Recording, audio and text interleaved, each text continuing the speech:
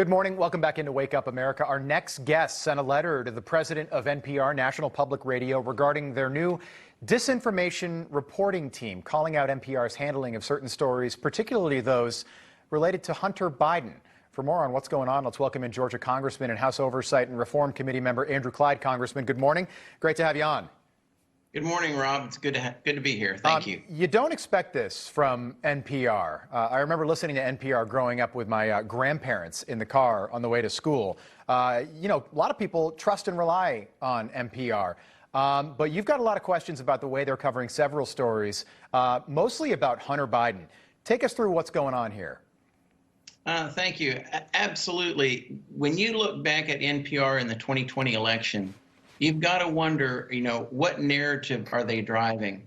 Because here, when Department of Homeland Security put out their Disinformation Governance Board, and we kind of helped shut that down, and now you have NPR picking up the mantle and creating their own disinformation reporting team right ahead of the 2022 elections. Now, you got to think back to the 2020 elections where they buried the Hunter Biden laptop story. And there was so much information there that would have put then candidate Biden at risk in losing that election. And NPR buried it, along with a lot of the other media, left-wing media elites. But, NPR has federal funding. They receive federal funding. Right. So you have to look at this and say, there's a problem here. They are driving a left-wing narrative using taxpayer dollars, and that's wrong. Yeah, Congressman, they also counter-covered the 2020 Hunter Biden story. Not only did they say that it was, essentially fake news, they provided glowing stories about the Biden family, Hunter Biden and Joe Biden and his entire extended family. What would you like to see happen here?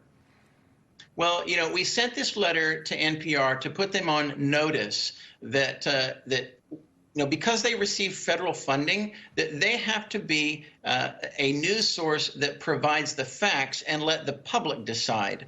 So, they're on record now, and so if they don't straighten up, then I think they risk losing their federal funding. And that's the big issue here. And I want them to hear this loud and clear. When we take over the majority in November, when we win these November elections and we have the gavels in January, then we are going to take a real hard look at the funding for NPR. If NPR doesn't straighten up, then I think there's a big risk for them. Yeah, strong statement. Joe Biden, according to Quinnipiac, with a 31% approval rating. That's lower than Harry Truman ever got. That's lower than Jimmy Carter ever got. It's lower than Donald Trump ever got. It's an unbelievable number. Yesterday, he was diagnosed with COVID-19. What was your reaction when you heard that news yesterday morning? Well, I wish the president the very best. No one, I hope he gets over it and gets over it in a speedy fashion. But, going back to the president's approval rating, he earned it.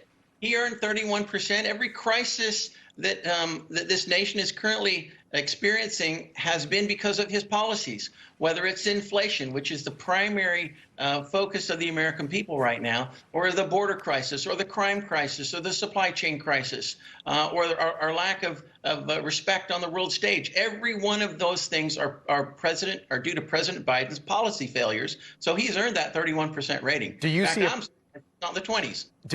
Do you see, just 10 seconds, do you see a pivot from the Biden administration in COVID policy moving forward?